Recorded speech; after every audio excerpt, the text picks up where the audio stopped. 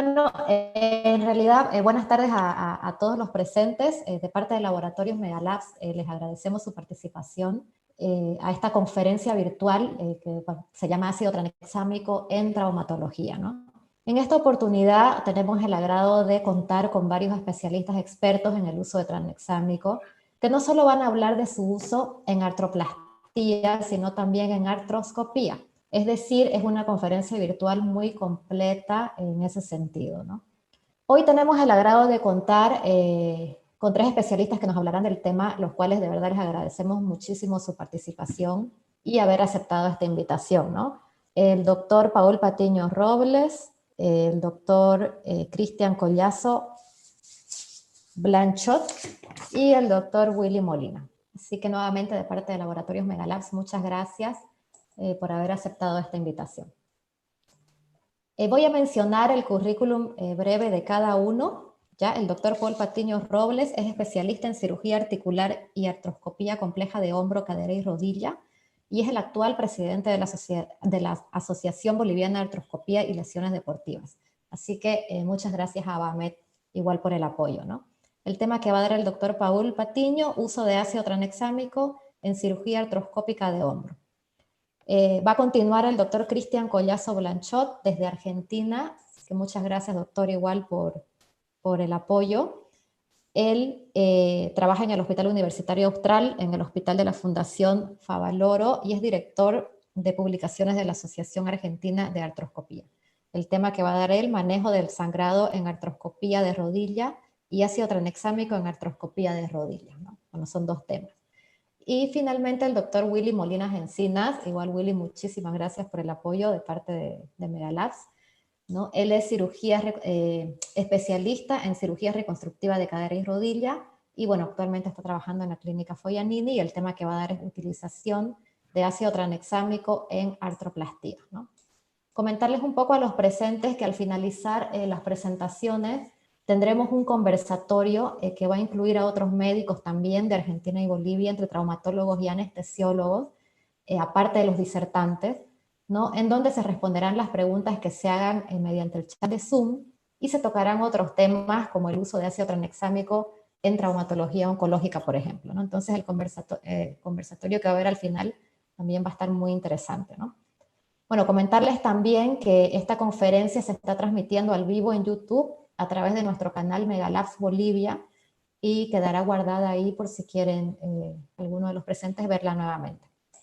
Bueno, sin más que decir, yo le doy la palabra al doctor Paul Patiño para que iniciemos con la conferencia. Muchas gracias. Muchas gracias. Buenas tardes a todos. Muchas gracias a Megalabs por la invitación, a Willy y al doctor Cristian, que nos acompaña desde Argentina para compartir sus experiencias. Vamos a empezar la tarde, esta hora aproximadamente que nos queda. No sé si pueden ver mi pantalla. Bien. Se está viendo la pantalla, ¿verdad? Sí. Sí. Perfecto. Entonces vamos a comenzar a hablar del ácido tranexámico. Rápidamente vamos a ver algunas generalidades y nos vamos a enfocar básicamente en la cirugía del hombro, sobre todo artroscopía, pero vamos a hacer alguna mención en la cirugía abierta de hombro. Comentarles que la artroscopía de hombro, al igual que todas las artroscopías, pero probablemente junto con la de la cadera, necesita un campo visual muy claro. Para esto el ácido tranexámico es muy útil, y el ácido tranexámico básicamente es un análogo sintético del aminoácido lisina, que es la que se une para producir la fibrinolisis a la fibrina. Tiene una una vida media en la sanguínea aproximadamente 3 horas, y es un grupo de medicamentos antifibrinolíticos. Obviamente reduce además la pérdida de sangre y la posibilidad de transfusiones sanguíneas, al mismo tiempo de mejorar el campo visual.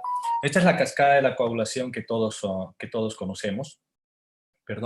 Y que básicamente sabemos que el fibrinógeno es el producto final, que lo que va a hacer es producir un coágulo de fibrina que nos va a producir la coagulación o la hemostasia, pero por vía extrínseca, intrínseca y la vía común. Pero al final, por un proceso homeostático más bien, el mismo cuerpo hace que estos coágulos se limiten, activando un proceso fibrinolítico, en el que la fibrina se une a la plasmina para estabilizar la plasmina y eliminar el coágulo de fibrina. El ácido tranexámico lo que hace es ocupar el espacio de la plasmina, como hemos visto antes, y por lo tanto bloquea la fibrinólisis, por lo tanto mantiene estos vasos sanguíneos con un coágulo de fibrina, por lo tanto disminuye el sangrado. Existen muchos métodos para el control del sangrado en el hombro. La radiofrecuencia, que es algo también que se utiliza en todas las cirugías artroscópicas, es una de ellas. Las bombas de presión, la hipotensión controlada, que eso lo hace el anestesiólogo. El uso de epinefrina en las soluciones, que es algo que se utilizaba mucho antes y todavía lo siguen utilizando. Y como decía, no solamente para mejorar la visión, sino también para ver la pérdida sanguínea. En este estudio del 2001, en el ligamento cruzado anterior, precisamente muestran que la pérdida de hematocrito está entre un 7 a 10 de 7 a 10 puntos y la pérdida de hemoglobina está aproximadamente unos 2 a 3 puntos, lo cual es bastante significativo, pero además es asintomático. Este es un estudio muy interesante que muestra en la atrofia de cadera que existe una pérdida igual de 6 puntos del hematocrito y una pérdida de 2 puntos en la hemoglobina. Por lo tanto, la pérdida de sangre no es algo menor. Y en el caso de la cadera llega a 560 a 840 por mililitro, en caso de un pinzamiento femoroacetabular sin signos clínicos. Existen pocos trabajos en la literatura en relación al uso de ácido tranexámico en el hombro, y este es uno de ellos, publicado por Liu el 2019 en la artroscopy, en el que hace un estudio prospectivo randomizado aleatorio, perdón, sí, un estudio prospectivo, disculpen, prospectivo randomizado aleatorio, doble ciego, en el que muestra, ¿está viéndose bien la pantalla, perdón? ¿Se ve bien la pantalla, Willy? Doctor, hay una imagen de unos lápices de unos de colores. Qué raro, sí, ahorita me lo acaban de mostrar, disculpen ustedes. Creo que eso es del Zoom. ¿Ya está? ¿Ya está? ¿Está? No, sigue. Ahora sí. Creo que mejoró, ¿no? Sí, ahora sí. A ver, ponelo. ¿Ahora sí? Perfecto. Bien, perdón, disculpen. Entonces les decía que es un trabajo de Liu del 2019 publicado en la artroscopy, en el que hace dos grupos randomizados de 81 pacientes, los divide en dos. En un grupo utiliza 1000 miligramos, que equivalen a 20 ml de ácido tranexámico por vía endovenosa, 20 minutos antes de la cirugía, y el segundo grupo control. En todos anestesia general con hipotensión controlada y operan mango rotador e inestabilidad. Un solo cirujano fue el que evaluó todas las imágenes y la clasificó, como estamos viendo en los gráficos de la derecha, de tres formas. Una visibilidad deficiente, regular, y una visibilidad buena en el grupo 3. Y además estudiaron otras mediciones secundarias. La pérdida de sangre fue mucho mayor de lo esperado, aproximadamente 300 cc en una artroscopía de hombro, y esta sin la bomba incluso aumentó. Si no utilizamos una bomba artroscópica, se pierde aproximadamente 1 gramo de cilitro de hemoglobina sérica. Por lo tanto, ellos concluyen que el ácido tranexámico es una alternativa segura para la artroscopía de hombro porque mejora la calidad visual en este grupo 3 que acabamos de mencionar, y además reduce el postoperatorio porque obviamente la hemartrosis o el hemartros disminuye. Y no tiene efectos sistémicos como tromboembólicos o complicaciones renales, que es algo que está descrito. En la cirugía abierta de la Target, este estudio del 2020, que también es un estudio randomizado controlado, que fue hecha por un solo cirujano, en el que evalúan 100 pacientes y dividen también en dos grupos, nos muestra que el primer grupo recibió 1 gramo de ácido tranexámico en 100 cc de solución fisiológica 15 minutos antes del preoperatorio, y en el grupo B, otros 50 pacientes solamente con solución salina como grupo control. En este grupo que se usó el ácido tranexámico disminuyó la inflamación, disminuyó el dolor, disminuyó el hematoma, disminuyeron el uso de los opioides. Por lo tanto, el estudio indica que es muy efectiva en la cirugía abierta, como en general del hombro, como en todas las cirugías en las que se utiliza el ácido tranexámico. Hayden, en la artroscopía reversa, también es una revisión sistemática y metaanálisis de nivel 3, en la que estudió 6 artículos, 180 pacientes en total. Todos los trabajos concluyeron es que disminuyó la pérdida sanguínea y también disminuyó las transfusiones sanguíneas.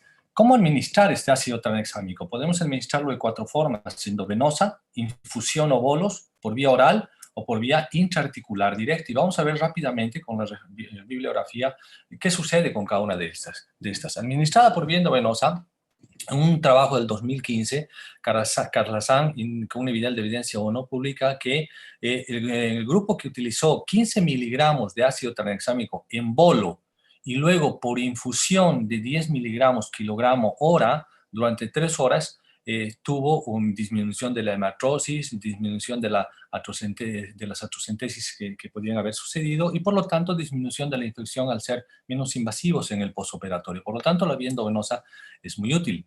Pero ¿cómo administrarla? Si por infusión o por bolo. También el mismo autor, el 2017, publica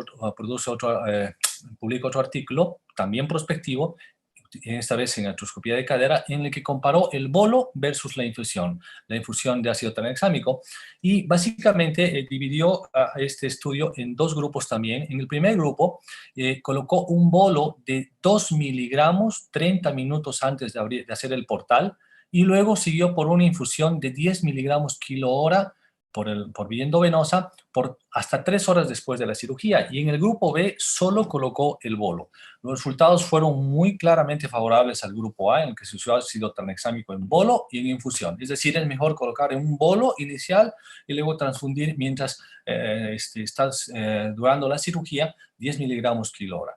Definitivamente los resultados fueron una disminución en cuanto a la pérdida de hemoglobina y hematocrito, y la visualización del campo visual en el caso de la artroscopía de cadera también ha sido mejor. Por lo tanto, el ácido tranexámico ralentiza la pérdida de hemoglobina y hematocrito, y creo yo que es un estudio traspolable al hombro porque las características de ambas cirugías son muy parecidas en cuanto a presión, manejo de bombas, líquidos, espacio, en fin.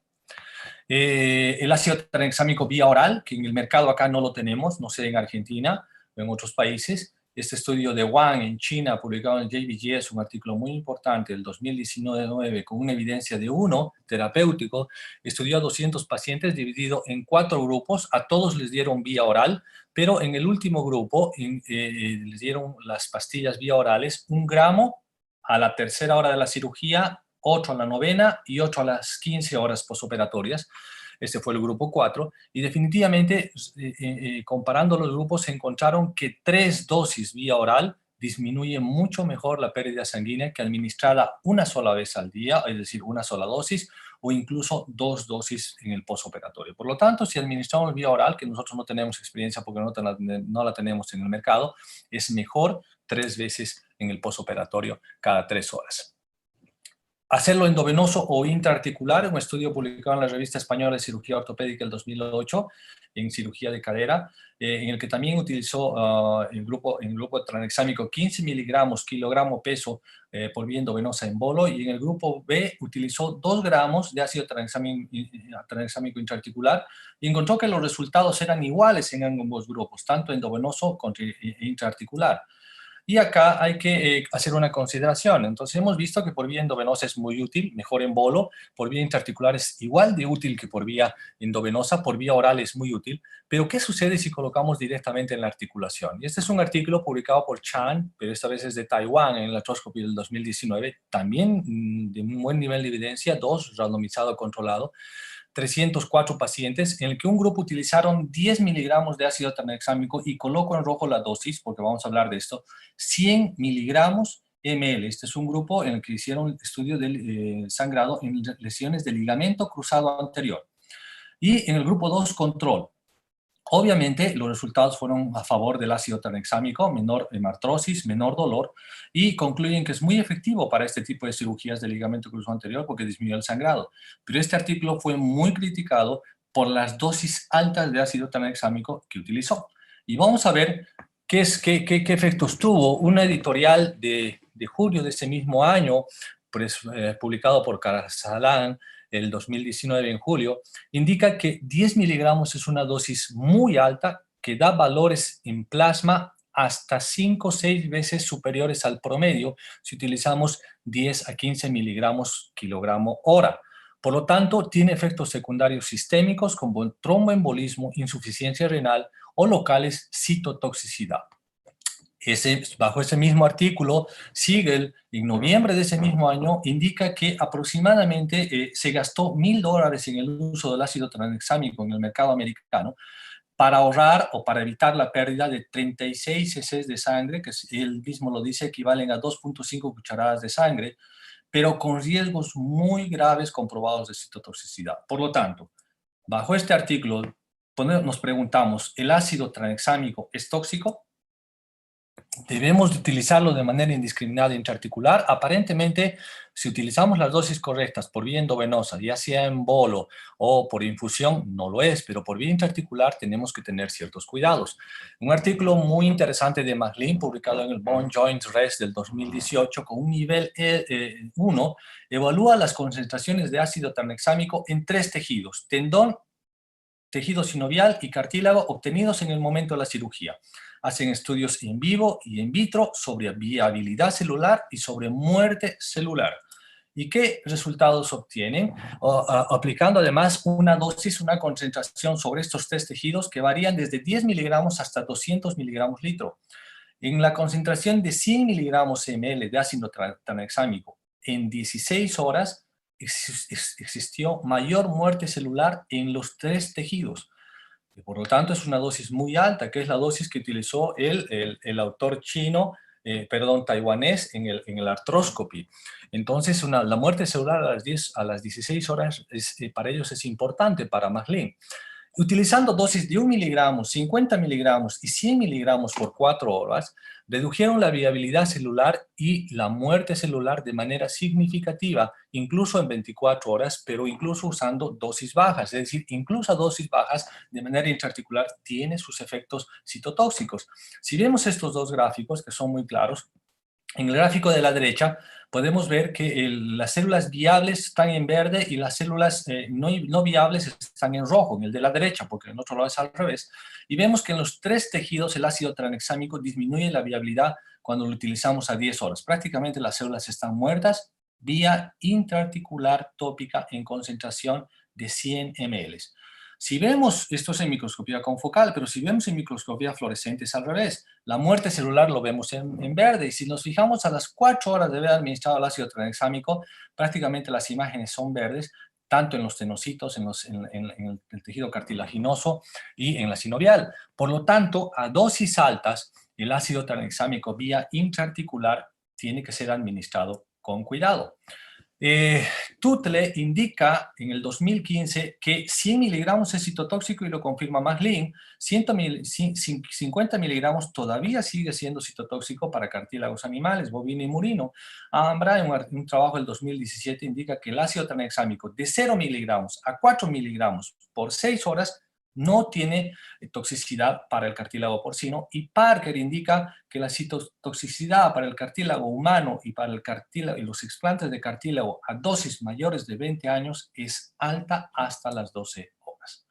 Por lo tanto, Sucur además estudia que dosis altas intraarticulares pueden producir convulsiones posoperatorias. Por lo tanto, fue por eso muy criticado ese artículo en el que utilizaban realmente dosis increíbles por vía intraarticular, en este caso el ligamento cruzado anterior. ¿Cuál es la dosis correcta?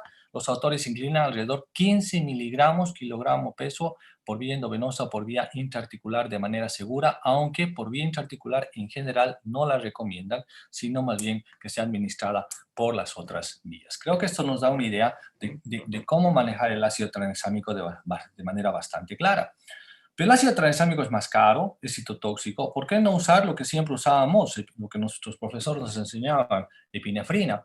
Pues vamos a ver en este artículo publicado el 2016, en el que compara el uso de epinefrina más bien en la visibilidad en el hombro. Igual, 2 grupos de pacientes, uno con epinefrina 0.33 miligramos sobre litro y el otro un grupo control. 2 cirujanos experimentados hacen las cirugías y básicamente concluyen que la epinefrina mejora la visibilidad del campo visual hasta un 27% y también disminuye el sangrado postoperatorio. Y son varios los autores que más o menos tienen el promedio de mejorar la visibilidad en la articulación del hombro con la epinefrina, aunque Cho, en un artículo del 2010, indica 2 pacientes con taquicardia ventricular, y Carams en el 99 indica un caso de arritmia fatal y un caso de edema pulmonar, además de condrolisis.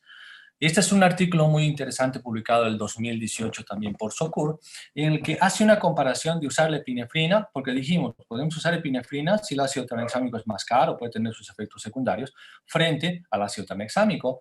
y encontraron que la epinefrina tiene un efecto condrolítico mayor que el del ácido tranexámico. Para esto utilizaron 72 ratas que las dividieron en 3 grupos, en un grupo solo ácido tranexámico, en el otro epinefrina y en el otro solución salina, y esto es lo que encontraron. Claramente, las células viables son las verdes. En el grupo de epinefrina, a las 4 horas prácticamente había muerte celular. En cambio, con el de ácido tranexámico no, habían células viables, pero también algunas habían muerto. Por lo tanto, el ácido tranexámico puede ser condrolítico, pero lo es más aún la epinefrina. Entonces, está claro que la epinefrina es citotóxica, incluso a dosis bajas no lo aconsejan por vía intraarticular. Existe mayor tasa de supervivencia cuando esta epinefrina es muy pocamente diluida y en una hora aproximadamente, pero aún así en todos los grupos se encontraron que la epinefrina produce más daño celular que el ácido tranexámico. Por lo tanto, el ácido tranexámico es menos citotóxico y es la mejor alternativa si es que vamos a usar la intraarticular, aunque ya comentamos que también tiene sus efectos intraarticulares sobre los condrocitos. Bueno, estamos más cerca del punto que queríamos llegar, pero todavía no hemos llegado al ideal, aunque el ácido tranexámico nos ayuda mucho en esto. Como conclusiones, podemos decir que el ácido tranexámico mejora la visibilidad en la cirugía del hombro un 27% aproximadamente. Es mejor una dosis de 2 gramos seguida por bolos de 15 miligramos por vía endovenosa hasta 3 horas después de la cirugía. Tiene efectos citotóxicos por vía intraarticular directa, sobre todo si es aplicada a altas dosis en cartílagos, en la sinovial y tendones. Y esto les traslado la pregunta a ustedes, que muchas veces colocamos en el tema de las prótesis directamente el ácido tranexámico, si es útil hacerlo después de ver esta referencia. Efectos secundarios con ácido tranexámico son raros, el tromboembolismo realmente en ninguna de las series que revisamos no se ha presentado, y la epinefrina es una opción, pero con mayores riesgos de citotóxicos y además de efectos secundarios como edema agudo del pulmón.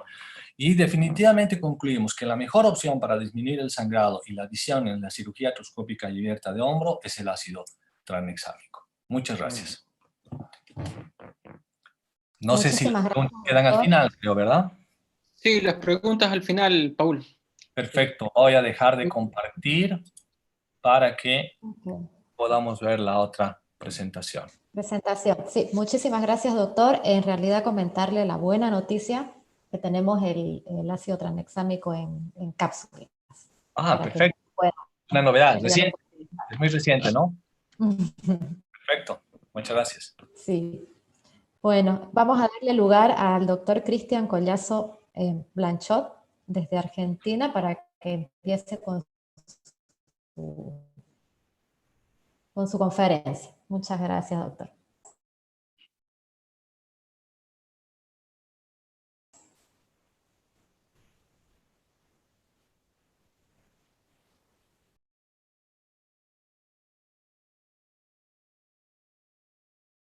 Hola, no sé si se escucha. Perfecto. Sí. ¿Se ve la pantalla? Sí. Bueno, perfecto. Bueno, buenas tardes. Antes que nada quería agradecer al doctor Molina la invitación. Es un placer colaborar con ustedes en este webinar. La verdad me quedó poco por hablar. Me parece que el doctor Paul abarcó un poco los conceptos generales del uso del tranexámico y presentó bastante los trabajos, que no hay mucho publicado en artroscopía, sobre todo en rodilla. Por eso mi idea era hablar un poco del sangrado en general en artroscopía, el uso y el lugar que ocupa el ácido tranexámico, y en particular en una cirugía de rodilla que es la plástica del ligamento cruzado anterior, donde tendría algún lugar y si ha estudiado el uso del ácido tranexámico. Sabemos que esta lesión de rodilla es una lesión muy frecuente, es la lesión ligamentaria más común desde el punto de vista quirúrgico. Se realizan alrededor de 200.000 por año, se hacen en Estados Unidos, se producen lesiones y la mitad se opera. Es mucho más común en deportes que tienen mecanismo de corte o pivot. Son lesiones muy comunes y la incidencia es mucho mayor en mujeres, 2-1 en básquet y 4-1 en fútbol, pero si bien se opera mucho más hombre por la frecuencia que realizan deportes. Todos sabemos el mecanismo lesional. Este es un caso bastante, no sé si recuerdan, antes del Mundial, cuando se lesiona Gago, se vio claramente mecanismo rotacional, se rompe. La indicación en general es quirúrgica. Es un procedimiento, para el que no está familiarizado con artroscopía, un procedimiento muy reglado, de baja morbilidad. En general hoy es una cirugía ambulatoria, pero no está exenta de complicaciones. Sus resultados, si bien son predecibles, presentan una tasa de complicaciones en promedio entre el 30 y el 40%, complicaciones menores y mayores, un índice de revisión del 28%. ¿Esto qué quiere decir? Que cada 10 pacientes que operamos, casi 3 requieren en algún momento una reoperación, y lo que se le está dando mucha importancia actualmente no es solo a esto como valoración de resultados, que es el índice de reoperaciones, sino el retorno al nivel previo a la lesión, o sea, qué grado de conformidad, y fundamentalmente en deportistas, cómo sienten la rodilla, si la sienten igual que antes de operada, y ahí es donde se ha visto que hay resultados que en algunos casos son del 37%, o sea, y esto depende mucho de la población, ¿no? Pero bueno, para ir a lo nuestro, en general, dentro de las complicaciones descritas en cirugía de ligamento cruzado anterior, cuando uno va a la bibliografía, los libros de referencia, uno encuentra que las dividen en complicaciones intraoperatorias, que son puramente técnicas, las posoperatorias, que aquí podría entrar en sangrado, pero en general no se lo nombra como una complicación importante en cirugía de reconstrucción de ligamento cruzado anterior. Las más frecuentemente escritas son infecciones, déficit de movilidad, rigidez, síndrome de Cíclope, que es un tipo de rigidez. Estos son estudios actuales del 2019, donde ven estudios prospectivos, series grandes, esto es de Francia, donde evalúan complicaciones. En general, como ven, no se ve el sangrado como una complicación importante, hablan de dolor, rigidez, reruptura, artrofibrosis, ciclo, pero no se menciona generalmente como una complicación el sangrado.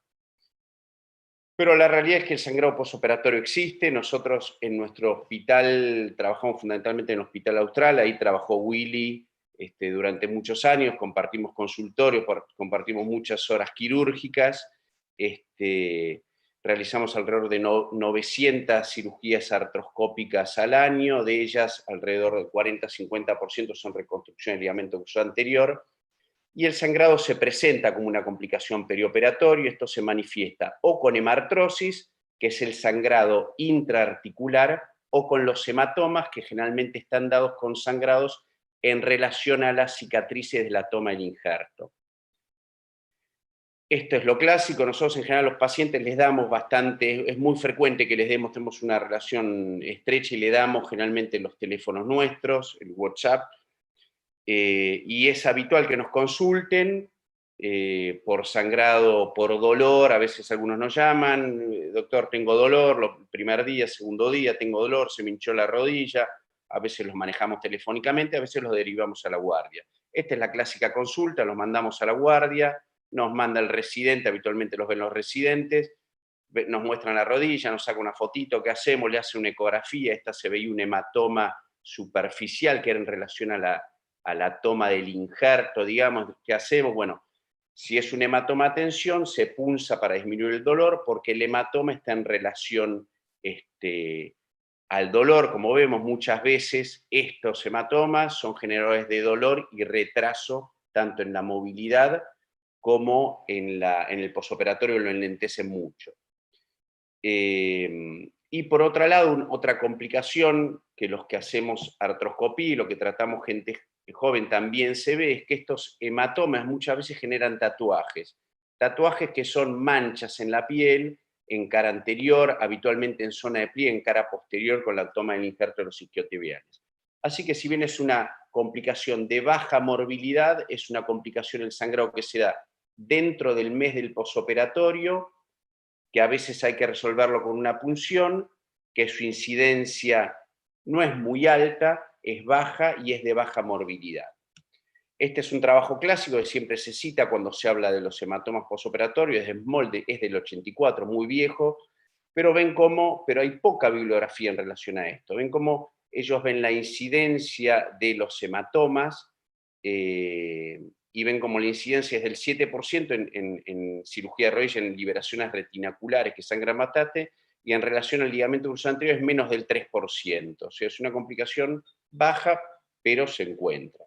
Este es un trabajo un poco más actual de una revista española. En realidad el objetivo, este es del 2015, el objetivo en realidad fue un trabajo de corte en 2 grupos de pacientes, manejarlos en forma ambulatoria o cirugía, y ellos muestran, como se ve acá, una necesidad de recurrir a la guardia, digamos, una consulta por guardia dentro del primer mes en un 13% de los casos, y lo más frecuente era un dolor no controlado en el 6%, y hemartros, que es la hemartrosis, atención, que requirió punción en un 4,4% de los casos. O sea, y en general el dolor y el hemartrosis están relacionados, porque muchas veces la hemartrosis, atención, genera dolor y es lo que hace que tengamos que pulsarlo.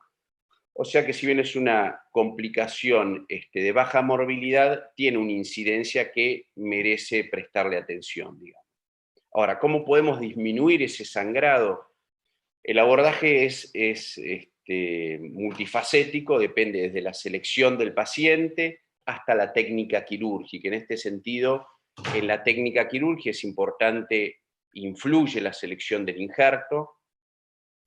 Sabemos que uno elige injerto según diferentes características, morbilidad del sitio dador y riesgo de falla. Los que habitualmente se utilizan son los autoinjertos, que son los injertos propios del paciente, son los de primera elección, y los más frecuentemente utilizados son los isquiotibiales o el hueso tendón hueso. El hueso tendón hueso es el tendón rotuliano, viene a ser, es un injerto más fuerte, con mejores resultados en pacientes deportistas jóvenes, pero que genera más morbilidad porque uno toca el hueso, digamos, hace resección ósea, tanto de la patela como de la tibia. Los injertos isquiotibiales generan menos morbilidad perioperatoria, pero tienen tendencia a menores resultados.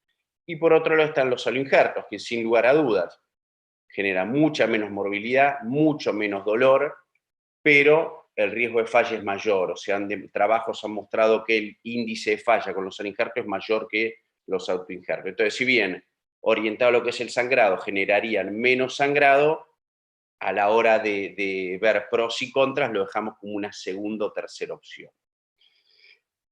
En nuestro hospital nosotros entonces utilizamos el injerto patelar en quienes, pacientes jóvenes, menores de 30 años, activos, deportistas de contacto. Esta es nuestra primera elección. Sabemos que genera más morbilidad, pero priorizamos los resultados, y los resultados con injerto patelar resultan ser mejores que con los isquiotibiales. Con respecto a los isquiotibiales, la toma injerto también puede generar sangrado, hematomas en la zona, por eso es muy importante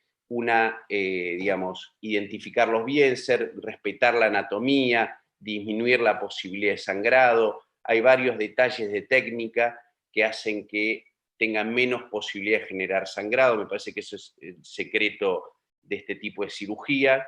Y en el caso de los isquiotibiales, un detalle y algo que nosotros vamos a publicar próximamente en la revista Artroscopía, es cómo cambia justamente los hematomas y el sangrado cuando se utilizan stripper, que son los dispositivos que sacan los injertos de diferentes diámetros.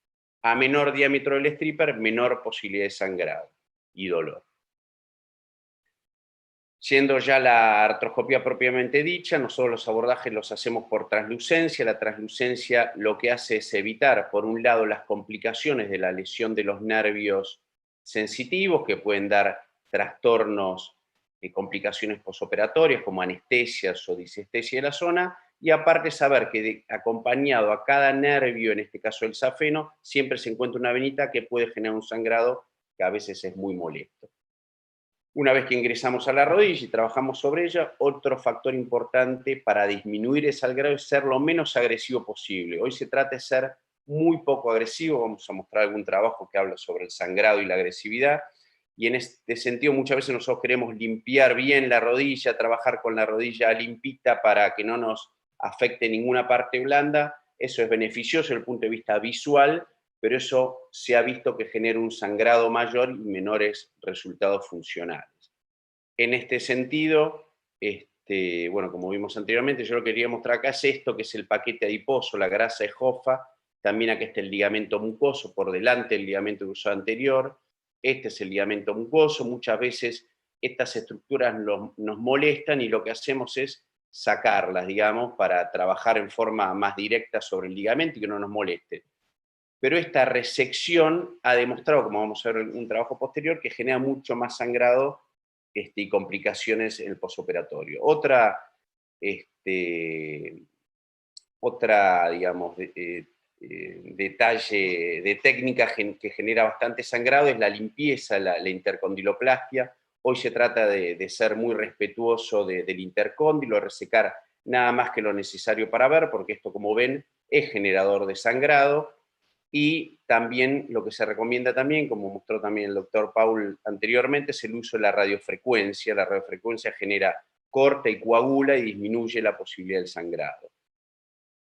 A continuación les muestro un trabajo que se publicó este año en nuestro Congreso Nacional del Calafate el 2019, que fue en septiembre, del grupo de Aparicio y Nardín de Rosario. Ellos mostraron justamente, porque veían que se generaba mucho sangrado con el uso del shaver, disminuyendo el uso del shaver, se disminuye el sangrado, había menor dolor, menor diámetro, o sea, menor hemartrosis, y eso contribuía a un mejor posoperatorio. ¿Cómo disminuir también el sangrado? Un tema en discusión siempre fue el tema del uso del hemosuctor. Esto creo que va aplicado también y hay muchos trabajos tanto en reconstrucción del ligamento como en artroplastía de rodilla o en artroplastía de cadera también. Esto es fácil de comprobar, trabajos prospectivos, randomizados, niveles de evidencia 1 o 2, hay varios. Lo que hacen es básicamente seleccionar grupos de pacientes homogéneos, una buena metodología, evalúan el rango de movilidad, el débito que hay en los hemosuctores, las hemartrosis que se generan, la evaluación subjetiva del paciente, y lo que se vio es que, como resultado, no se encuentra justificativo para el uso de hemosuctor. Por lo menos el ligamento que usó, esto es algo que está bastante avalado, con lo cual no tendría lugar el uso de hemosuctor para disminuir el sangrado. Ahora, yendo a lo nuestro, y creo que voy a tratar de ser bastante concreto, porque creo que Paul ya dijo bastante en relación al uso tranexánico en artroscopía. Yo pensé que primero iba a hablar Willy, como se ve en el diapositiva, después el doctor Paul, y ver qué me quedaba a mí para completar.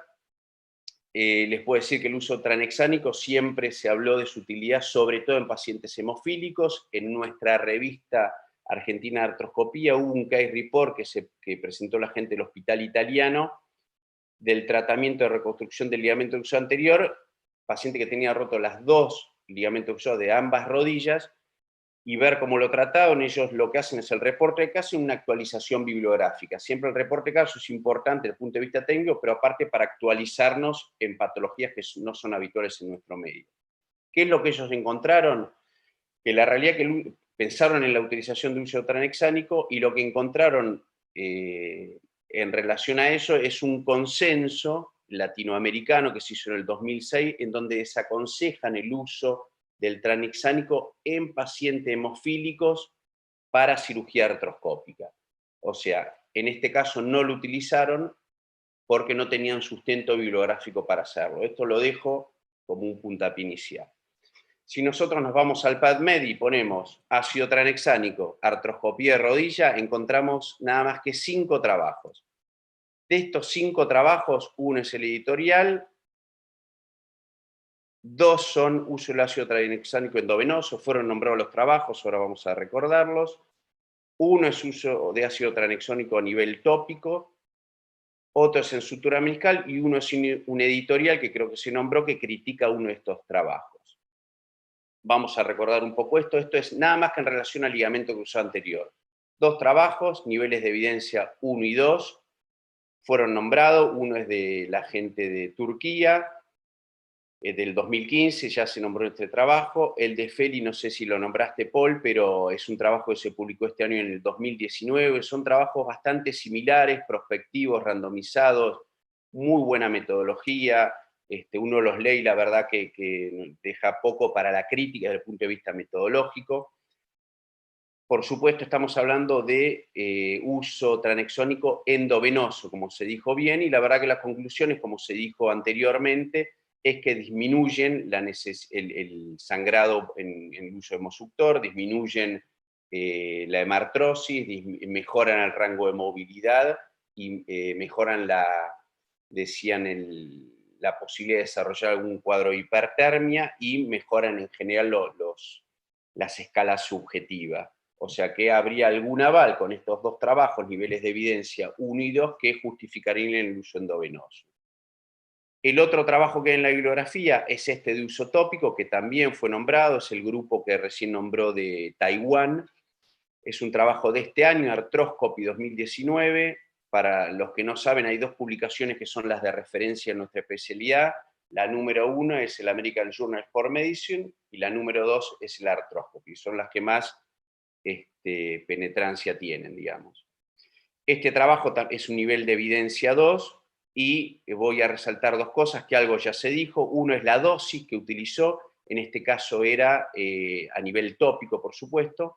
Uno es la dosis, como se dijo acá, 100 miligramos por mililitro, y la conclusión que llega es que también, que realmente es efectivo en todo lo que se dijo anteriormente para disminuir el sangrado, lo mismo que cuando se utiliza en forma endovenosa en bolo. Posterior a esta publicación, que es el 2019 del grupo taiwanés, salió el editorial, que algo se nombró recién. El editorial está firmado por Siegel de Cincinnati, en donde él básicamente a este trabajo le critica dos cosas. Uno es el hecho de la toxicidad hacia los condrocitos, que bien lo detalló Paul recién. El tema justamente que a nivel local intraarticular tendría un efecto tóxico sobre el condrocito, y también cita el trabajo de Parker, que habla justamente de la dosis segura para usar tópicamente, y como dice acá en las conclusiones y como se resalta acá en el take home message, que las dosis recomendadas son por debajo de 20 miligramos por mililitro. Esas serían las dosis seguras, digamos. No sé si son efectivas para lo que nosotros queremos, porque la realidad es que no fue evaluado con estas dosis. Sí es segura para evitar la condrolisis, pero no sabemos si es efectivo. No hay trabajos que lo avalen en esas dosis. Y otra cosa que también critica es justamente el costo-beneficio del uso. Acá habla de un costo que la verdad que a mí me llamó la atención, sobre que el uso en esta cirugía en Estados Unidos sería de $1.000. La verdad que me parece bastante caro. Ustedes lo ven acá, está remarcado. En nuestro medio me parece que es mucho más barato. Yo pregunté en mi hospital y la verdad que no es un costo que haga que no tengamos que usarlo, pero bueno, se utiliza sobre todo en artroplastía. Como consideraciones finales, un poco en resumen de todo lo que ya se dijo, y en particular en cirugía reconstrucción del ligamento cruzado anterior, el sangrado es multifactorial en este tipo de cirugía, depende mucho de una técnica prolija, selección in injerto, técnica intraoperatoria para evitar el sangrado, es importante, eso mejora mucho el posoperatorio inicial. Y con respecto al uso tranexánico, la evidencia aún para reconstrucción del ligamento cruzado anterior es limitada, si bien de lo limitada, los trabajos que hay son trabajos de muy buen nivel de evidencia, que sirven a veces para marcar conductas, pero está todavía en una fase experimental, digamos, no se puede generalizar el uso. Con respecto al hecho del uso endovenoso en bolo o tópico, por lo menos estos trabajos no nos avalan sobre el uso endovenoso, y un factor a tener en cuenta es el costo-beneficio. Vimos como en Estados Unidos parece que es muy caro. En nuestro medio y en Europa, yo leí un trabajo, una editorial europea, es algo muy económico, con lo cual no contraindicaría su uso. Bueno, muchas gracias. No sé si quedó en claro los conceptos que quería remarcar. Mucho ya lo había dicho Paul, pero me parece que se complementan un poco y refuerzan lo que queríamos decir. Perfecto, querido Cristian. Perfecto, muchas gracias, doctor. Damos la palabra ahora al doctor Willy Molina Encinas. Él nos va a hablar ya de la utilización de ácido tranexámico en artroplastías.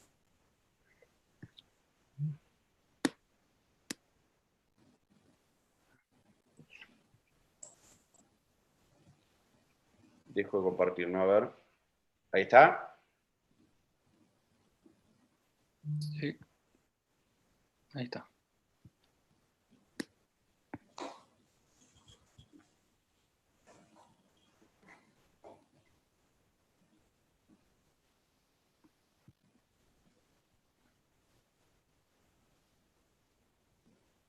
¿Se ve la pantalla? Sí. Ok, perfecto. Bueno, yo voy a hablar sobre la utilización de ácido tranexámico en artroplastías. Voy a describir un poco la experiencia que adquirí en el Hospital Austral y que ahora le estamos llevando a cabo aquí en Santa Cruz de la Sierra. Tenemos que tener una mesa quirúrgica en condiciones, nadie entra, nadie sale, mesa cubierta, 20 grados en sala. Aquí es cuando realizamos, y con nuestra instrumentadora, la preparación del ácido tranexámico y los anestésicos. Para tener un buen postoperatorio es fundamental tener una buena preparación del paciente. En este caso voy a relevar dos cosas importantes, la utilización del ácido tranexámico y de los anestésicos. Nosotros hacemos una preparación de una solución que se está con 2 ampollas de gentamicina, esto diluido en 2 litros de la solución fisiológica, todo esto para lavar dentro de la cirugía. Utilizamos el ácido tranexámico, que es un inhibidor de la fibrinólisis, que se utiliza para controlar la hemostasia cuando la fibrinólisis contribuye al sangrado. Nuestra preparación es 3 ampollas de ácido tranexámico. Digo hoy en día 3 porque en Santa Cruz y en Bolivia el tranexámico viene de 1 gramo. En Argentina el ácido tranexámico que viene es de 500, entonces allá utilizamos 6 ampollas. Entonces utilizamos 3 ampollas de ácido tranexámico, estos los diluimos en 80 de solución fisiológica, o sea, llegamos a 100 ml. Lo preparamos en un frasquito aparte, ¿sí? Y esta es la que tiene ácido tranexámico. Después nuestro anestésico va a ser preparado por 2 frascos de bupivacaína más una ampolla de ketorolac. Esto diluido en 60 de fisiológico. Igual lo elevamos todo para que constituya 100 ml. Entonces aquí podemos ver nuestro preparado, hacemos una distinción aparte, cuál va a ser el anestésico y cuál es el tranexámico para no confundirnos, y ya lo tenemos preparado, ¿no? También hacemos un embebido de nuestras gasas con adrenalina de solución fisiológica. Esto para poner las gasas con nuestro segundo campo. Aquí utilizamos 2 ampollas de adrenalina, más ácido tranexámico y 500 de solución fisiológica.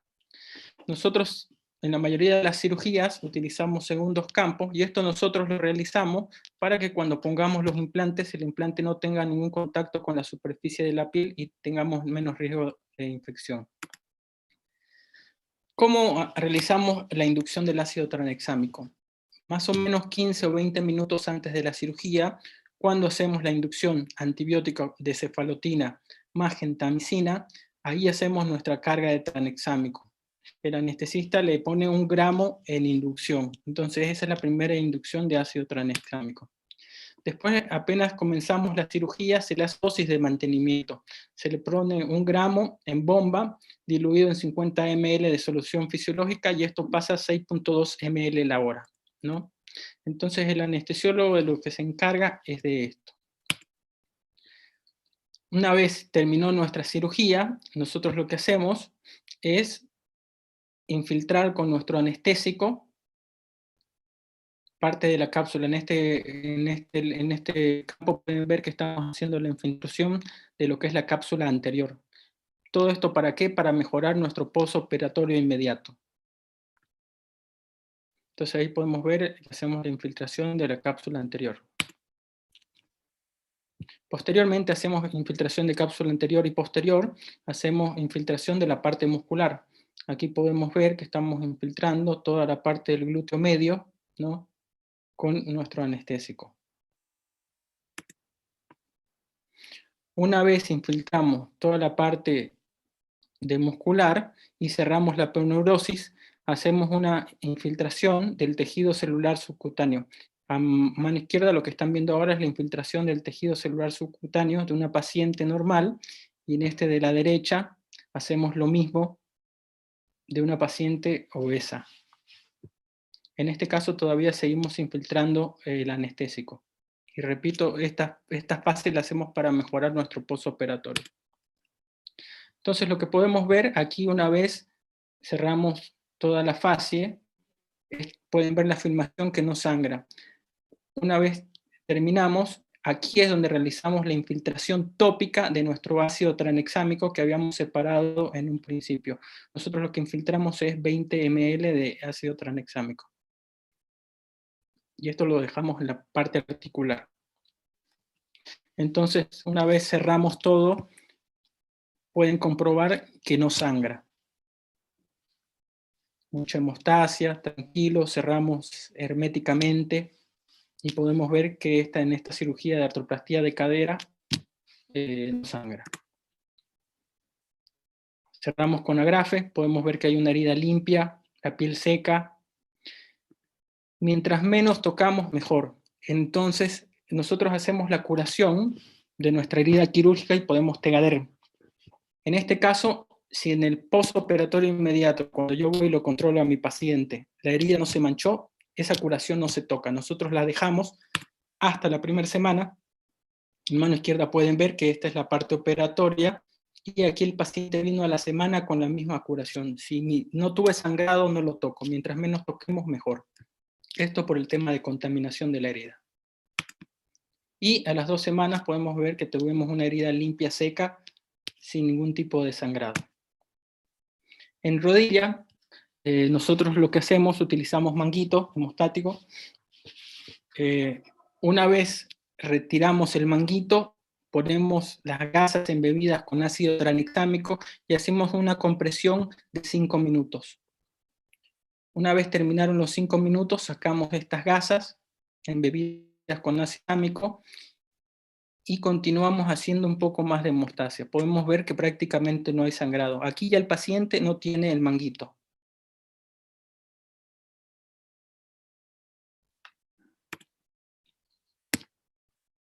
Terminamos de hacer la hemostasia, podemos ver que es una rodilla limpia, seca, que no está sangrando.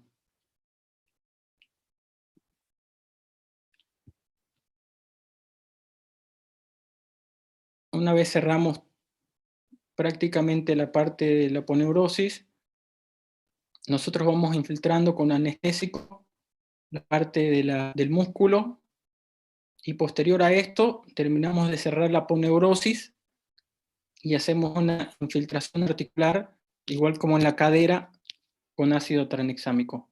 Más o menos dejamos entre 20 ml de la solución ya preparada. Entonces aquí podemos ver que tenemos una herida limpia, seca, que no tiene un sangrado. Gracias a esto que le estuve contando, nosotros prácticamente ya no dejamos hemosuctor, tanto en cadera como en rodilla. Entonces podemos ver que hay una herida limpia y seca. En el postoperatorio, nosotros el primer día hacemos la prueba de hiperestación, sedestación del paciente y utilizamos 28 días la profilaxis antitrombótica. Utilizamos una alta temprana. ¿Qué quiere decir? Que el paciente se va a la casa al día y medio. El paciente se opera ahora, mañana lo siento, lo paro al paciente, camina un poco y al día y medio se va a la casa. El paciente sale en silla de ruedas del hospital, se va en su auto propio. La primera semana la idea es que camina dentro de la casa y mandamos un kinesiólogo a domicilio que va 2 veces por semana. El control es la primera semana, donde vemos la herida quirúrgica, despejamos las dudas del paciente, hacemos un laboratorio de control, un hemograma, PCR, BCG, un fibrinógeno y unas radiografías de control. Bastones, las 2 opciones son válidas, el no utilizarlos y el sí utilizarlos. En la segunda semana hacemos el retiro de agrafes, la herida queda al aire. Cuidado para ponerse las medias, eso hay que explicarle al paciente en caso de las caderas. Realce inodoro hasta el 3er mes en las caderas. Y si el paciente va bien, más o menos a partir de la segunda semana nosotros le damos la autorización para manejar un auto. Como dije, la opción de utilizar bastones y no es válida las 2, ¿no? Y los anticoagulantes hasta el 28 días. Los controles tienen que ser al 3er mes, 6º mes y una vez todos los años. ¿Qué es lo que queremos evitar? ¿Qué es lo que tiene el médico en las artroplastías miedo? Que hagan seroma, que se nos infecte. Esto me retarda a que el paciente tenga una buena evolución. Y aquí podemos ver estas rodillas con sus seromas o hematomas, que a veces uno no sabe si es seroma o prácticamente ya hay esa infección. Y eso es por el sangrado que nos produce. Entonces creo que el ácido tranexámico nos está ayudando mucho en esto. ¿Mm? Aquí tenemos una herida limpia y seca. ¿Qué nos dicen las publicaciones? La aplicación tópica de ácido tranexámico en la artroplastía total de cadera primaria. Este es un ensayo aleatorio doble ciego que se publicó en el Journal Arthroplasty en el 2014. El objetivo de evaluar la aplicación tópica de ácido tranexámico en artroplastías de caderas primarias. Se hizo un ensayo aleatorio doble ciego, casos y controles, incluyó 101 pacientes. Aquí se utilizó un abordaje posterolateral, prótesis no cementada, donde se utilizó 3 gramos en 150 ml de solución salina. Y esto se utilizó en 3 puntos de la cirugía.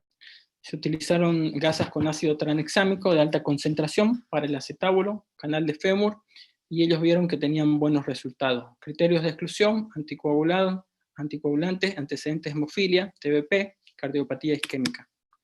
¿Qué resultados tuvieron? De 52 pacientes, 3 fueron transfundidos en el grupo de ácido tranexámico, en relación a 11 pacientes de 49 pacientes del grupo de control. O sea, los que utilizaron ácido tranexámico solo hicieron 3 transfusiones y el grupo de control fueron 11 los que transfundieron. Pérdida de sangre del drenaje postoperatorio fue menor en los pacientes que recibieron ácido tranexámico en relación con el grupo de control. Y la caída de hemoglobina y hematocrito en el primer día postoperatorio y el tercer día fueron menores en el grupo de ácido tranexámico. La diferencia de días de hospitalización no se vio diferencia. ¿Cuál es la discusión? Trabajos como el de Joseph, donde ellos solo utilizaron 2 gramos de ácido tranexámico tópico, no redujo significativamente las transfusiones de sangre. Un metaanálisis de ácido tranexámico tópico en la artroplastía total de rodilla llegó a la conclusión que una dosis alta de ácido tranexámico mayor a 2 gramos reduce significativamente los requerimientos de transfusión. Entonces es por eso que en esta publicación ellos utilizaron 3 gramos de ácido tranexámico. Conclusión: una dosis de 3 gramos tópico de ácido tranexámico podría reducir significativamente la hemorragia y transfusiones en las artroplastías totales de cadera sin aumentar los riesgos de trombosis. Este es otro trabajo donde aquí vemos la eficacia del ácido tranexámico en artroplastías totales de cadera. Es un metaanálisis en red donde evalúa la eficacia del ácido tranexámico la Sociedad Americana de Cadera y Rodilla, la Sociedad Americana de Anestesia, Sociedad de Medicina del Dolor. Aquí hubo una búsqueda bibliográfica de artículos en estas sociedades antes de julio del 2017 y se evaluaron 2.113 publicaciones, de las cuales 34 fueron muy representativas. Aquí nos muestra que hay una fuerte evidencia para la utilización de ácido tranexámico. Estudios realizados muestran una diferencia de reducción, pérdida de sangre y transfusiones en comparación con el placebo. Ninguna fórmula fue claramente superior a otra. Eso quiere decir que en los trabajos que fue endovenoso o solo lo hicieron en forma tópica. Y aquí voy a mostrar algunos casos. Esta es una cirugía bilateral, paciente joven, este es el primer día postoperatorio. Vamos, lo sentamos, lo paramos a nuestro paciente. Como dije, al día y medio le damos el alta y ya él al 4.º día está en la casa. Entonces, aquí es cuando mandamos a nuestro kinesiólogo, que es como el paciente está volviendo a aprender a caminar. Aquí va el kinesiólogo a la casa, le enseña al paciente cómo tiene que posicionarse, qué es lo que tiene que hacer, y le da las indicaciones y la seguridad para que él empiece a caminar de nuevo. Aquí a la derecha, el paciente viene a mi consultorio una semana, su primera semana, y vemos que está mucho mejor. Ya tiene mucho más seguridad y camina mucho mejor. Le dije a mi paciente que tenía que dar una charla y que por favor me mande unas imágenes de cómo estaba actualmente. Entonces el paciente al 3.er mes podemos ver que tiene una buena marcha, sin ninguna molestia, y me dice que ya podía correr un poco. Paciente de 78 años, 6.º mes, una prótesis cementada. Me dice: doctor, yo bailo tango. A ver, muéstrame cómo baila tango. Entonces mi paciente me muestra el paso que hacía. Esta es una paciente especial porque la verdad fue muy bien y en estos pacientes creo que hay que tener cuidado porque a veces hacen cosas por demás. Pero esta paciente está perfecta. Sexto mes, 50 años, paciente con prótesis en ambas rodillas. La controlamos, llega a tener una muy buena marcha. Paciente un poquito obesa. Le pedimos que baje un poco de peso.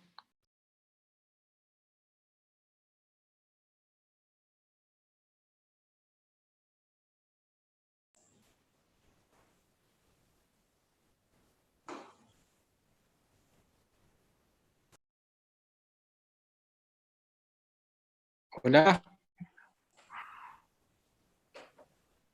Te escuchamos ahora sí, Willy. Y bueno, está Te con una muy salió, buena parece. marcha. Bueno, igual era la última diapositiva. Quiero agradecer, muchas gracias al equipo de Megalabs, a Mónica por la invitación, y bueno, mostrar aquí unas fotos de lo que fue Colombia en el curso que hicimos. Muchas gracias, ¿sí? Muchísimas gracias, doctor. La verdad que muy explicativa la charla, todo el proceso del uso de tranexámico. Ahora vamos a dar inicio al conversatorio. En esta oportunidad quiero darles la bienvenida a los doctores que van a participar en este conversatorio, el doctor Federico Burgos, doctor Miguel Velasco, doctor Diego Menguelle y la doctora Mara Gantier. Bienvenidos. Y bueno, doctor Willy Molina va a iniciar con el conversatorio. Bueno, querido Paul, querido Cristian, también quise invitarlos a Diego Menguelle, a Federico Burgo, a Miguel Velasco, para que nos cuenten su experiencia un poco sobre el tranexámico. Quisiera empezar con Miguel, que hace otra parte de la traumatología.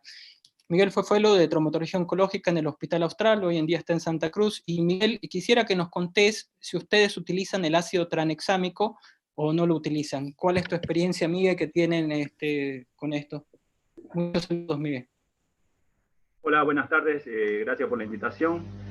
Sí, yo me dedico a hacer traumatología oncológica, hice 2 años de fellow en el Hospital Austral, así que conozco a Diego, Cristian, Fede, colegas, amigos de la misma institución. Mira, el ácido tranexámico en general lo usamos para las cirugías con prótesis de reconstrucción masivas, tanto en el fémur proximal como en el fémur distal o en tibia,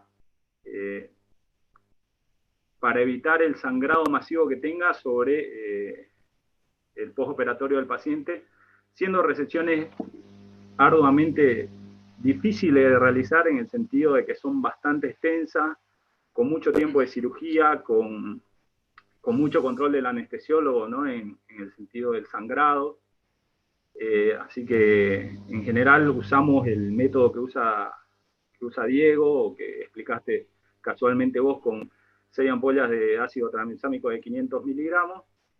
Lo diluimos en 80 ml de solución fisiológica, empapamos las soluciones en gasas, y una vez retirado el tumor o la resección oncológica con márgenes libres, viendo que el patólogo nos haya dado el ok de que esté todo bien en la anatomía patológica, tanto en la histología o en la marcación tumoral de los márgenes quirúrgicos, procedemos a la reconstrucción protésica. Una vez terminamos la reconstrucción protésica, colocamos las gasas con ácido tranexámico en el lecho lecho quirúrgico o el lecho de la resección tumoral, ¿no?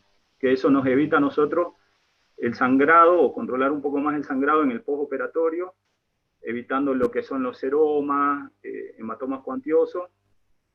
Sí, nosotros colocamos hemosuctores para controlar el drenaje, ya que son cirugías bastante grandes, donde creamos un tercer espacio que es bastante significativo para el control, digamos, postoperatorio del paciente, ¿no?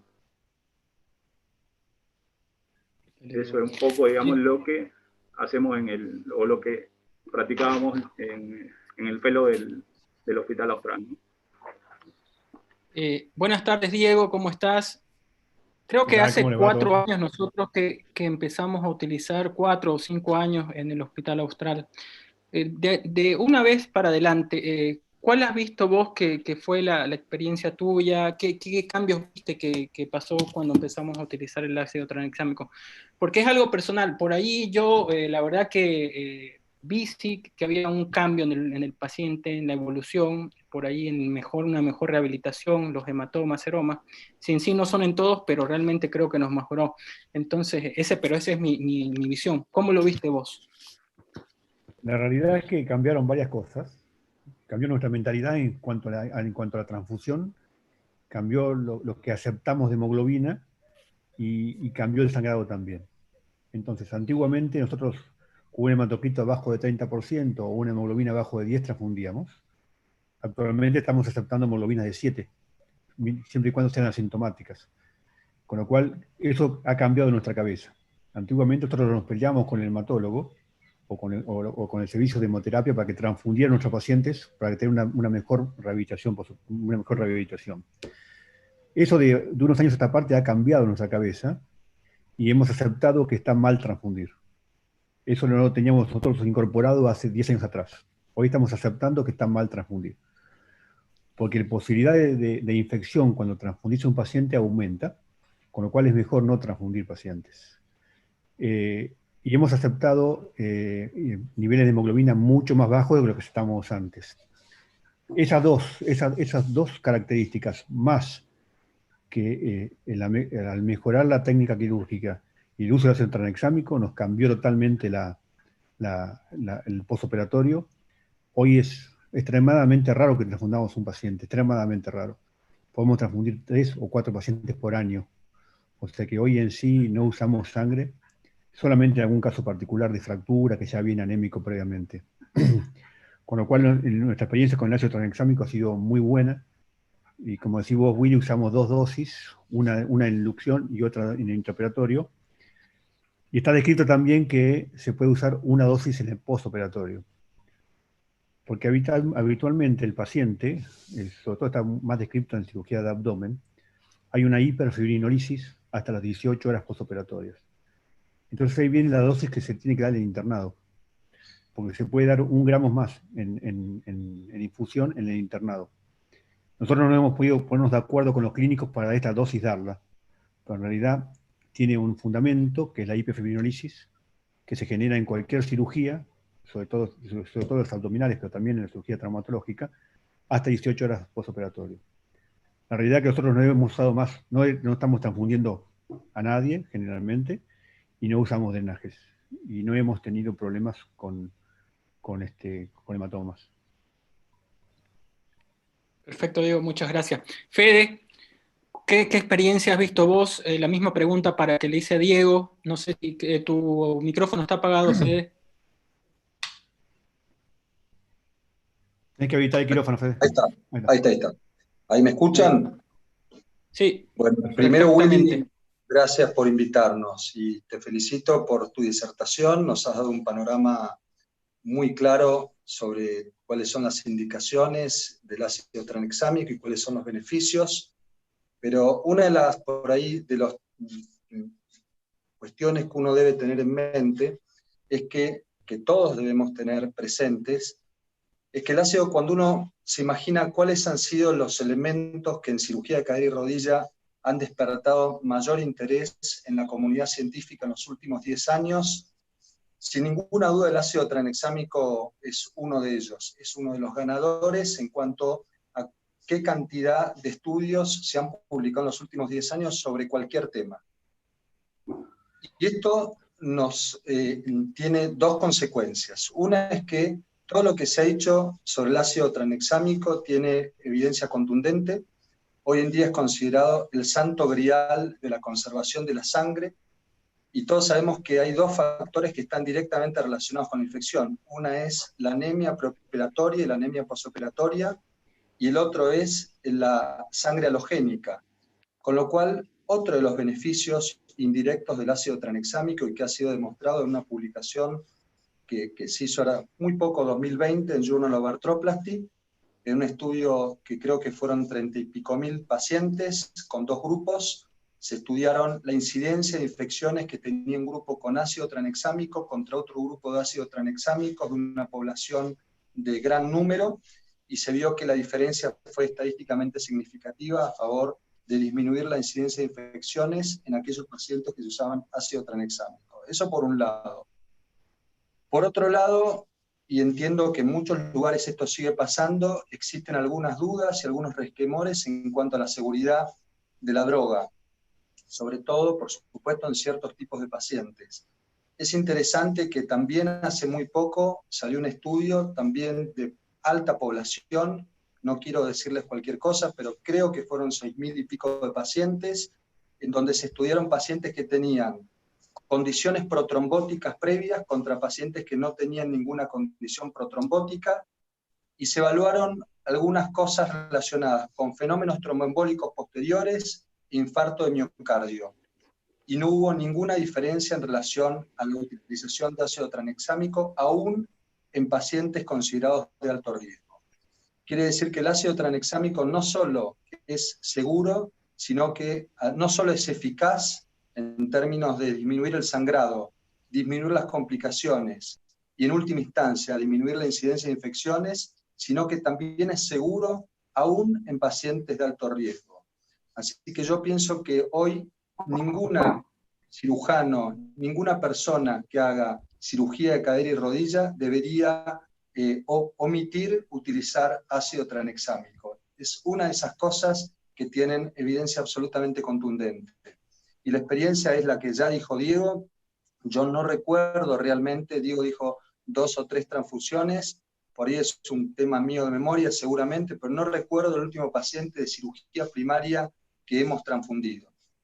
Me parece que ese es un poquito el resumen que les puedo dar.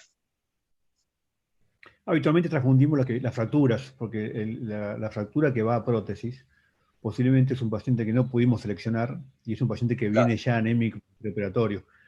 Entonces, encima que tenemos el sangrado de la fractura, más que viniera anémico previamente, entonces llegamos a la cirugía con una hemoglobina de 9 posiblemente y tengamos que transfundir, pues no nos queda alternativa. Eso sí, pero no recuerdo una artrosis. No, artrosis no. Por eso aclaré que eran fracturas. Paul, y en tu experiencia, Paul, hoy en día en la parte artroscópica, por ahí hemos visto que en artroplastías como que ya lo estamos utilizando. ¿Lo están empezando a utilizar, Paul?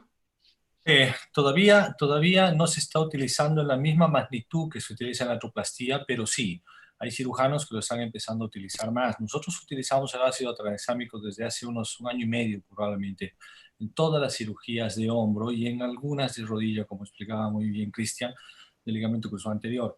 Pero básicamente en el hombro, que es donde tenemos experiencia, realmente los resultados en cuanto a visibilidad son importantes. Aunque hay pocas publicaciones, creo que lo poco que hay es bastante contundente en cuanto a los resultados.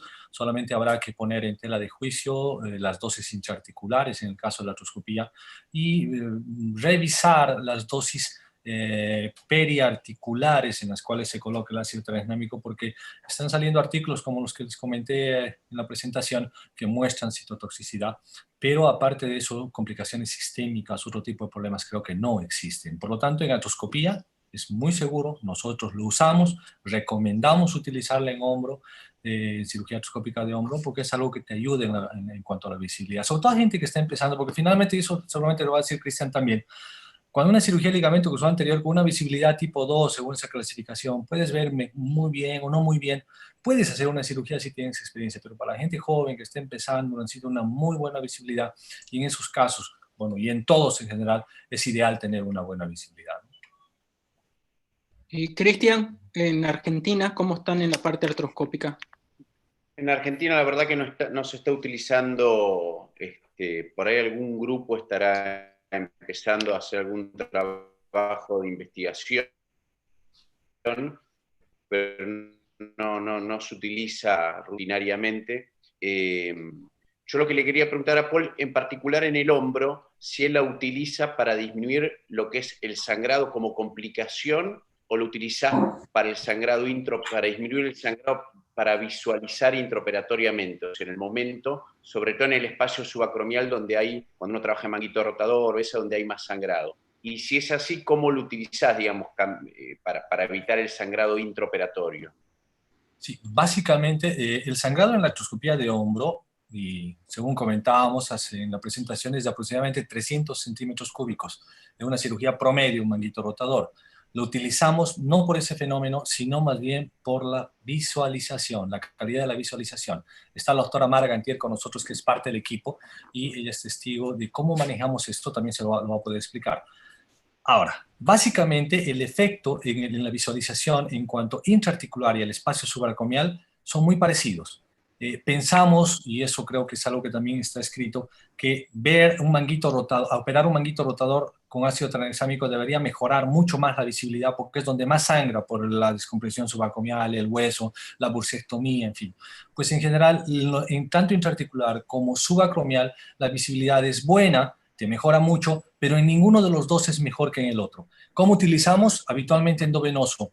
Antes, cuando había solamente la dosis de 250 miligramos acá, utilizábamos 4 ampollas, 1 gramo, y ahora utilizamos 1 gramo endovenoso preoperatorio junto con el antibiótico que se le coloca al paciente, la cefalosporina, y colocamos una dosis de 1 gramo, el anestesiólogo lo hace, y después pedimos que le den un bolo de 1 o 2 ampollas más en el curso de la cirugía. Como no teníamos, estos trabajos son muy recientes, parámetros para poder utilizábamos 1 gramo, medio gramo, pero ahora creo que está un poco más clara la dosis para utilizar en el tema de la artroscopía, por lo tanto estamos recurriendo a esos nuevos esquemas de dosificación.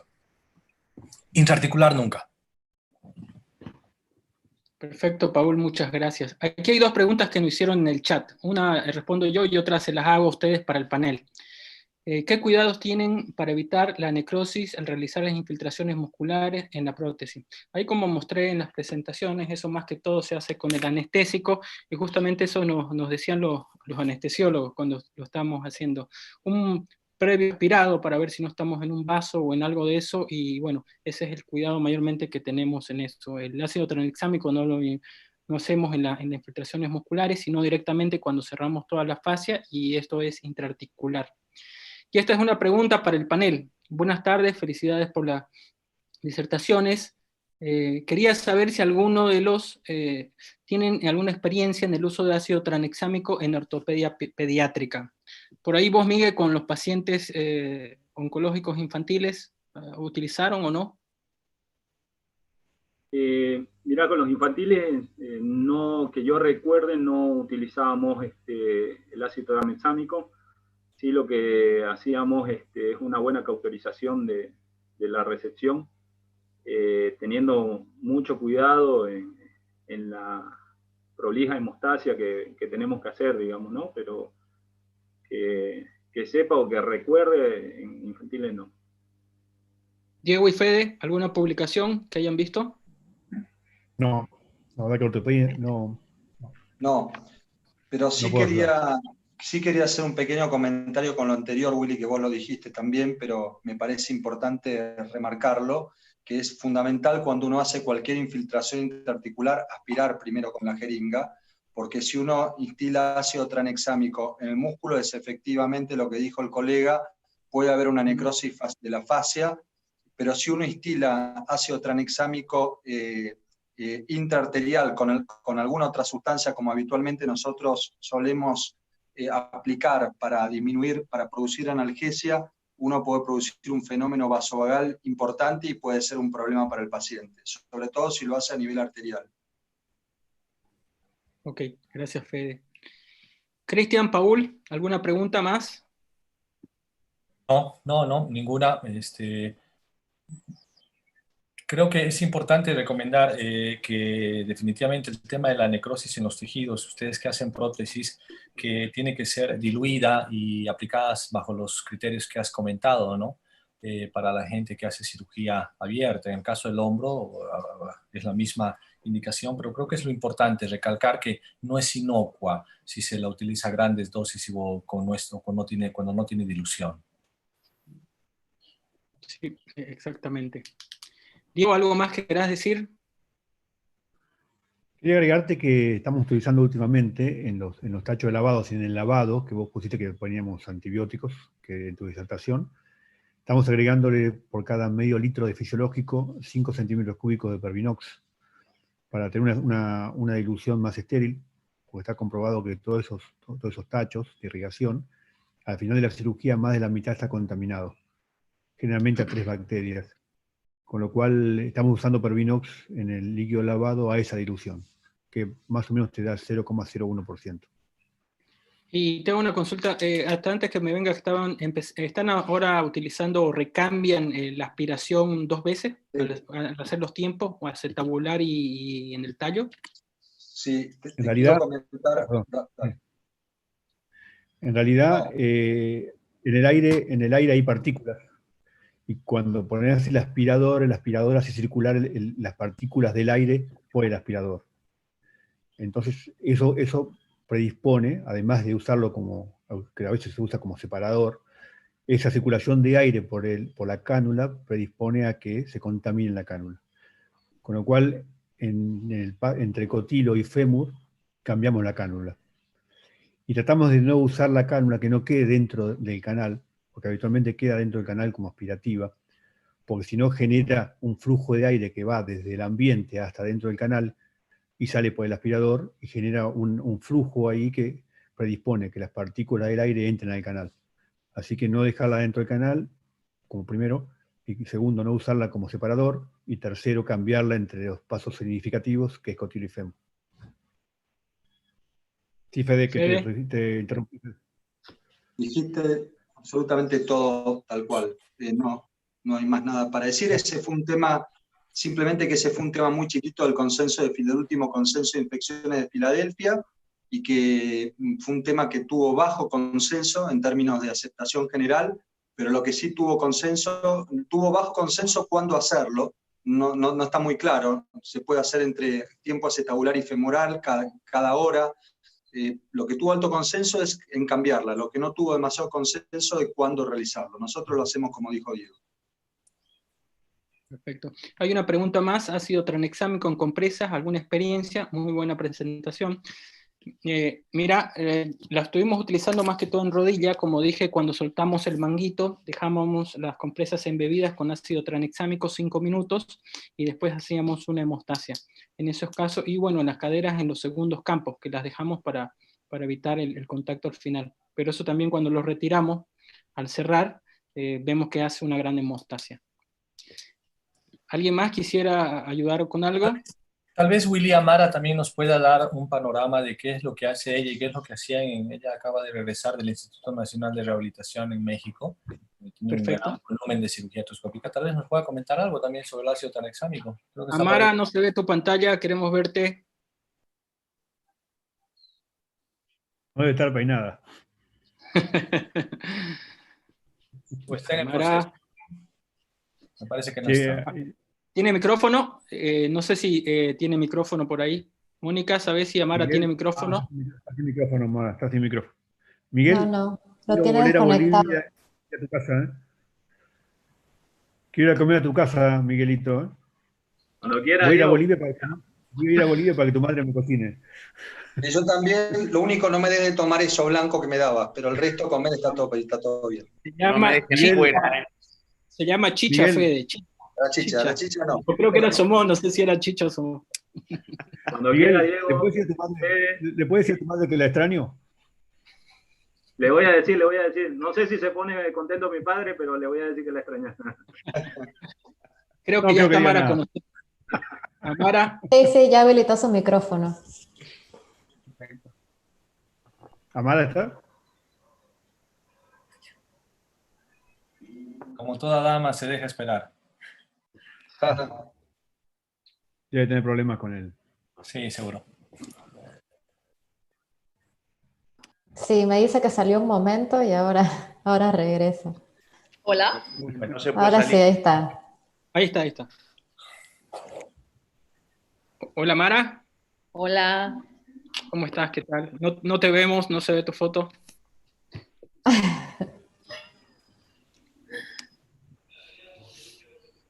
Ahí está, ¿cómo estás? Paul, quería que nos comentes un poquito, Amara, de la experiencia que tuviste vos en México, realizaste el fellow allá también, en la parte artroscópica, y si tiene alguna experiencia o no en esto del uso del ácido tranexámico. En hombro, básicamente, ¿no? Sí, inicialmente donde empezó nuestra experiencia fue sobre todo en cirugías de artroscopía de cadera. Casi que era mandatorio hacer, era parte del protocolo, usábamos tanto endovenoso como vía oral.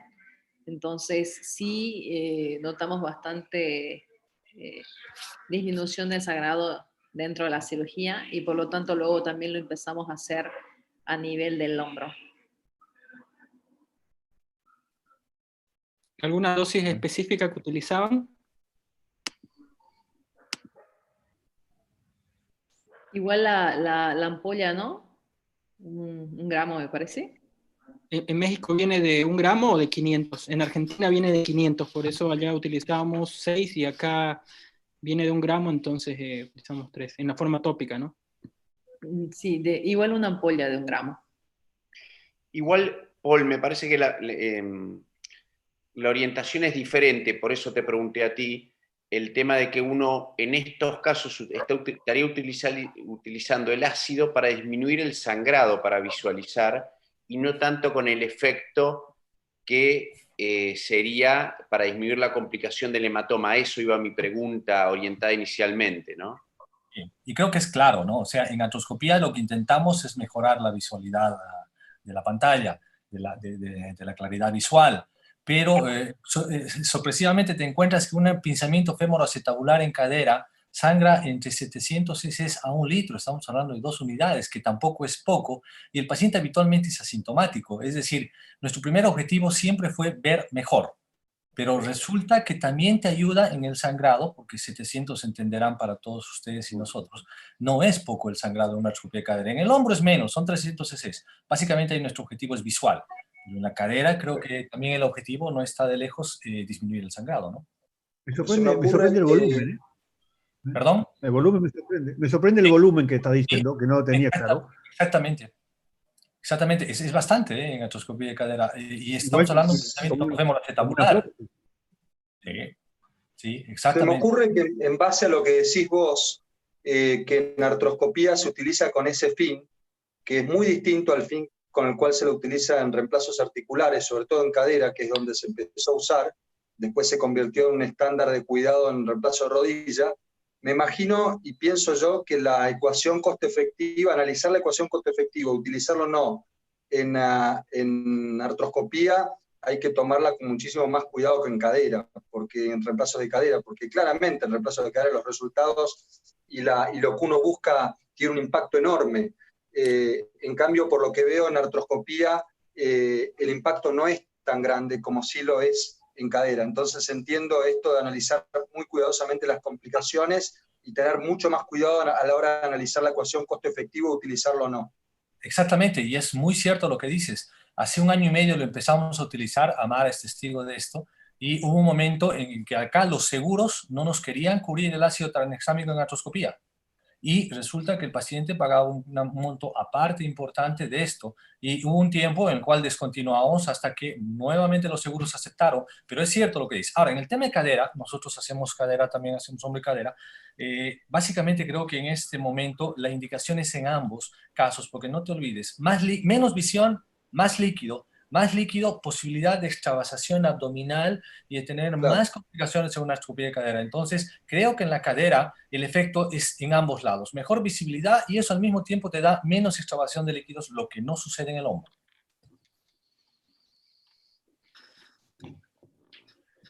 Perfecto. Bueno, Paul, ¿algo más para aportar? Si no, creo que Mónica... creo que ya puedes dar la finalización de la charla. La verdad que, bueno, personalmente estuvo muy buena. Y agradecer a todos los invitados en el panel por estar acá, ¿no? Bueno, Willy, gracias a vos por la invitación.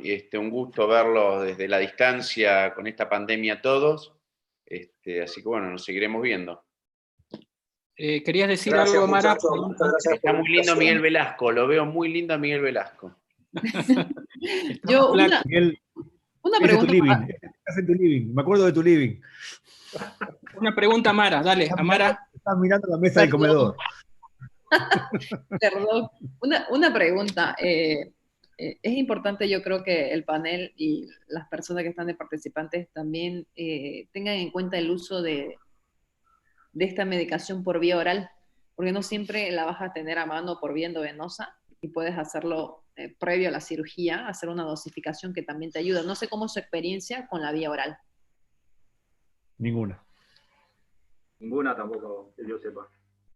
Acá hoy me acabo de enterar que en Bolivia tenemos vía oral, así que seguramente nos tocará ganar experiencia en eso. Pero algo importante, tal vez para terminar esto, en el tema de artroscopía, y seguramente les pasa o les pasaba en Argentina, que mucha gente utilizaba la epinefrina y todavía la sigue utilizando. Creo que es algo que en el tema de artroscopía tenemos que dejar de hacerlo porque claramente tiene muchos efectos adversos frente solamente para mejorar visión, en el caso de la rodilla, probablemente, o en el del hombro, más que en la rodilla y en la cadera, que usar ácido tranexámico. Creo que es una última consideración que sí vale la pena hacerla.